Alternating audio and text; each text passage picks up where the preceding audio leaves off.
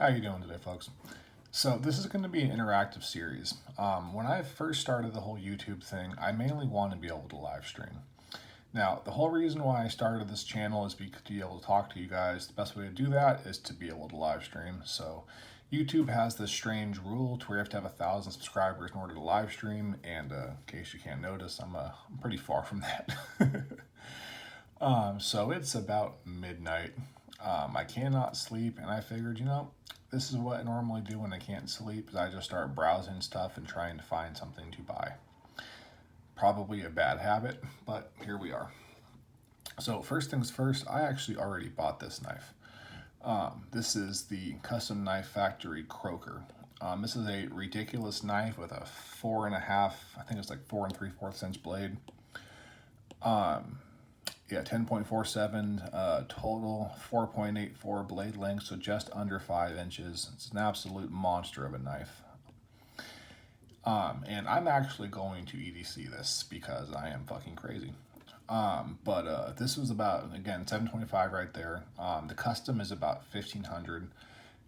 This is going on sale right now on the CKF garage sale for 365.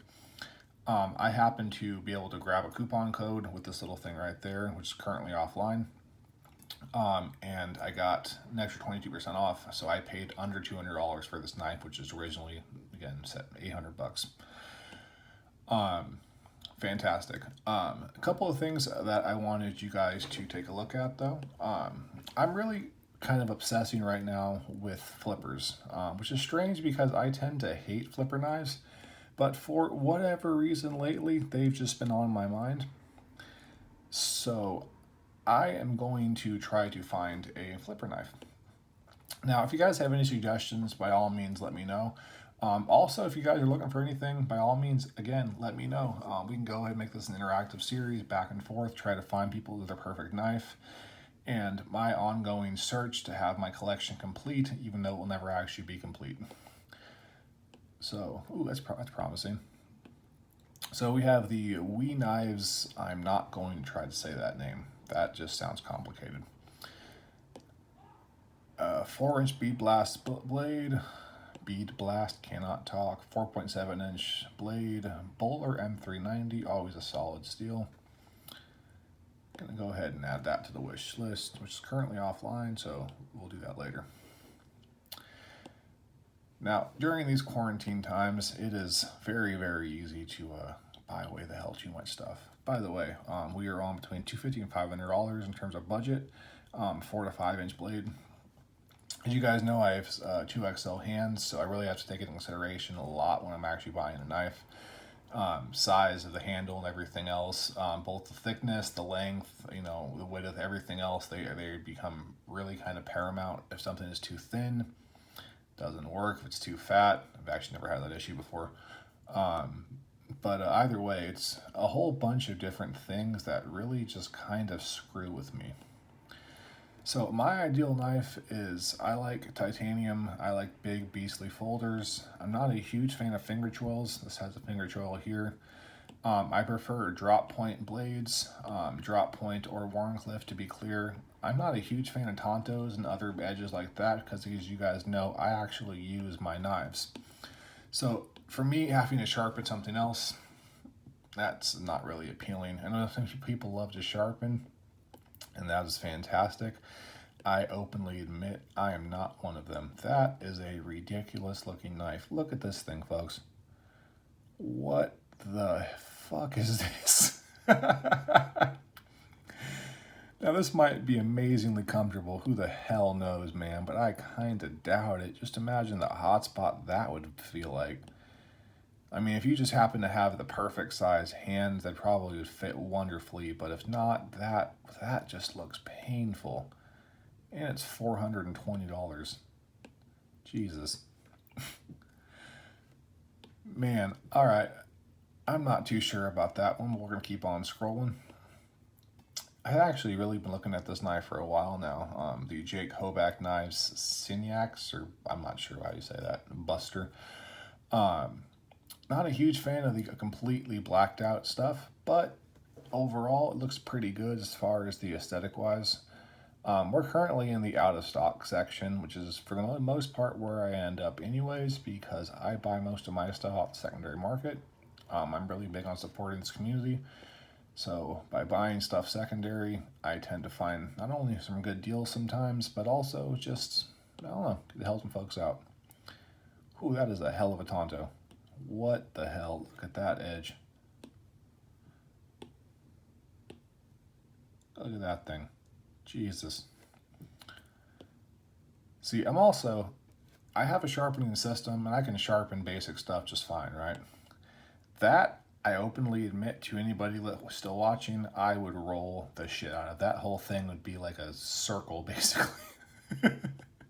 I would find a way to fuck that up. I've also been looking pretty heavily into this. Now, I actually just bought this knife. It's supposed to be here pretty soon. It's not this exact one. The exact one I got was a little different. It has a bit of a darker handle to it, and it's a DLC coated blade with some kind of like satin pieces to it. But this is the one I really, really wanted. But this one sold out like right as I was looking at it. But I've also been really into Fellholter lately. Been grabbing a whole bunch of different pens and such, and I'm really curious to try one of his knives. I've handled some stuff at Blade Show before, but that has been a long, long time. And I'm not sure why that reminded me, but I kind of want some beads. Let's see if I can't find the homepage. I'm almost always on my phone, so having to do this stuff through this little kind of tablet thing, this is weird to me. So, Custom Knife Factory always has some crazy ass beads. Speaking of which, what the hell is that?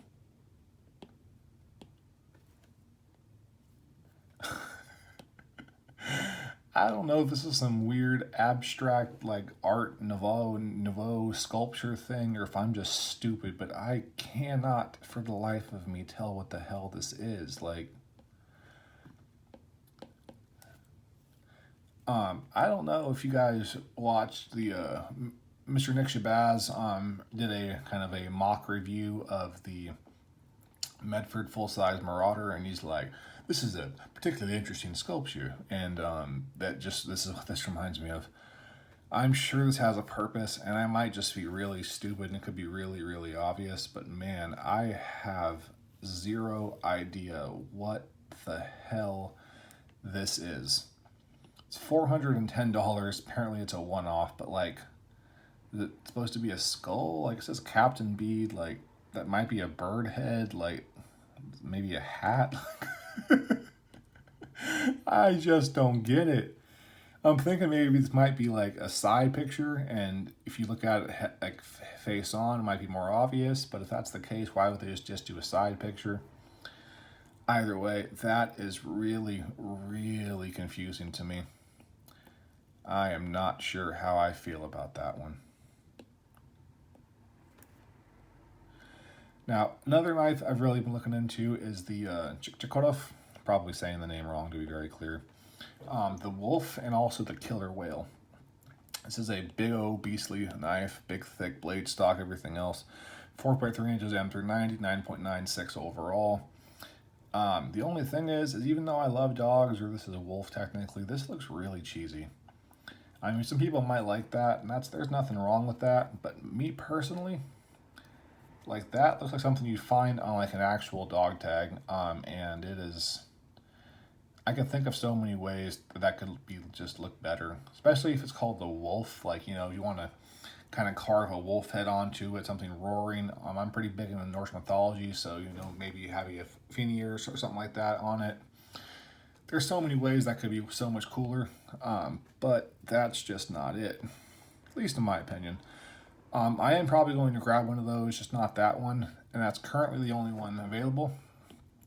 Another big one is this. I am super interested in this, but again, this looks so cool, right? And then as soon as you scroll down and you see the back end, just completely plain titanium. Now, I don't know if I'm the minority in this, man, but I cannot stand when the back of the knife does not match the front of the knife. I have this huge thing on symmetry, and my cat's meowing at the door. And this just irks the crap out of me. And especially in something like this, because that is beautiful. You know how the kind of marbled carbon fiber, is that marbled? Yes, it is. The marbled carbon fiber with the bronze accents and everything else, and you could, honestly, that bead would probably fit perfectly with it. The whole thing would just fit very nicely. But then again, you flip on the back and you just see that.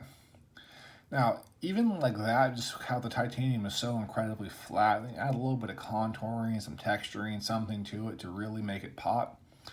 This as is, to me, is really, really ugly. They also have a scout knife that has like a kind of a red carbon fiber to it that I'm particularly looking forward to as well, but that one is, I can't seem to find it right now. That noise you hear is my cat literally jumping up and grabbing the doorknob and trying to spin his entire body to open up the door. Eventually he will succeed. You'll see a whole bunch of light flood through, and there'll probably be a cat to knock down my damn phone. This cat is a ninja. So another big flipper I'm kind of looking at are the Todd Begg knives. I know these are like really kind of iconic pieces and a lot of people absolutely love them, and that's fantastic, but for me, some of the lines, they look kind of gas station-y. Now, hear me out before you just click out of the video. Stuff like this, I know it takes a lot of skill to do, and this isn't something that's particularly easy, especially when it's all done by hand. And this crazy texturing to the titanium and everything else, like none of this is easy. I'm not by no means not trying to say Todd Begg doesn't have talent, or in this case, I think these are made by Riot. But some of the design just come off as so busy, they just kind of remind me of a little bit of gas station-y. I kind of feel the same way about a lot of the Strider designs. To be clear, the monkey edge frag pattern of the SNG is absolutely beautiful, but it's just, I don't know, man. I like my knives, I guess, busy, but not busy to that point. It's okay, buddy. And here we have the Custom Knife Factory Milk, which is a collaboration with Shirogorov Knives. It's pretty obvious. Hold on a second, folks. This cat's gonna drive us all crazy. Come on, buddy. Come on. Anyways, this is a collaboration with Shirogorov Knives. Definitely you can tell where the inspiration lies, for sure. I have no idea why they would call it a milk. That is a very strange name. There's probably a reason for it, but hell if I know what that reason is. This one is also discontinued and out of stock. However, I've seen these on the secondary market for $100. You know, for $100 for M390, 9.5 inches overall in length, you know, decent piece. I might just have to go ahead and try that out. I'm not entirely sure if I would like it. Shigorov's knives have I'm probably saying that wrong. Knives have a fantastic action to them, but for me, they're just too thin in my hands and they kind of become immediate hot spots. Maybe we had a whole bunch of field marshals here. That is an interesting one. This would also be a pain in the ass to sharpen this kind of like reverse recurve. I'm not really sure what to call it when it extends like that. But you're definitely going to be skipping out on that one. And we are almost done here, folks. Once we get to this the end of these 5 pages, I'm going to go ahead and cut the video. I've also really been very interested in the Steelcraft Quakens. These things are just trippy to me. I do have a, actually I think I still have it. I might have sold it, I don't honestly remember. One of the Boker Quakens, and that is a fantastic design, but it's a bit too thin. It kind of has that same aesthetic, but it's obviously much thicker and would probably fit way better in my hand. And this also is kind of gas station-y, but it's in a gas station-y way that I actually really like. A bit of a hypocrite right now, but sometimes that whole, you know, gas station chic is enjoyable. If my thing wants to stop freezing. Is this where we were at before? Yes, okay. So we're almost at the end here. I'm not seeing anything I'm particularly too far interested in. That's an interesting looking knife. Good old ZTs. Also, something I don't really understand is like this happens a lot with like both Browse Blades and like Eliza Isham as a whole. They have like these like weird lined fullers to it, or they kind of like completely hollow out a knife. I don't really understand the appeal of that. You know, if you like it, again, to each his own. It's not a problem or anything. But like to me, that's just kind of doing too much. But I'm also weird, and I like the heft of a knife. Like they have the custom knife factory. I think it's the Decepticon. That is supposed to be this absolutely beautiful knife. I know so many people that love it, and it's a big knife, so by all means, I should love it, but I just think this thing is hideous. Actually, hideous is the wrong word. It's just a little too busy for my taste. Like, you can't really see it too much in this picture, but everything is hollowed out. It's all grinded down. It's very, technically difficult as far as a machinery standpoint, but for me, it's just not quite me. And my cat is currently climbing on my head. Holy shit. But same thing here where it has a lot of holes in it. This is okay. This is kind of subtle, but this just to me just does a little too much, a little too sci-fi-esque. I actually have this knife. It's not a flipper version. It's the I have a CKF one-off, which has just the singular thumb stud. But that is also a fantastic knife. Be surprised how fat that is in hand. When I first held it, I was really, really shocked with how good it feels in hand. So that's going to be it for today, folks. We're at the end of the video. So as always, I love you all very much. Before you go, please comment below. Let me know what your suggestions are. If there's anything you saw on this video that you happen to like, please let me know. If you're looking for your own personal knife and you have questions, you're looking for recommendations or anything like that, by all means, comment. We're going to make a whole video just about trying to find you the perfect thing. So as always, I love you all very much, folks. Take care, like and subscribe so I can get to 1,000, and then I can start live streaming and talking to you guys all the time. Take care, and bye.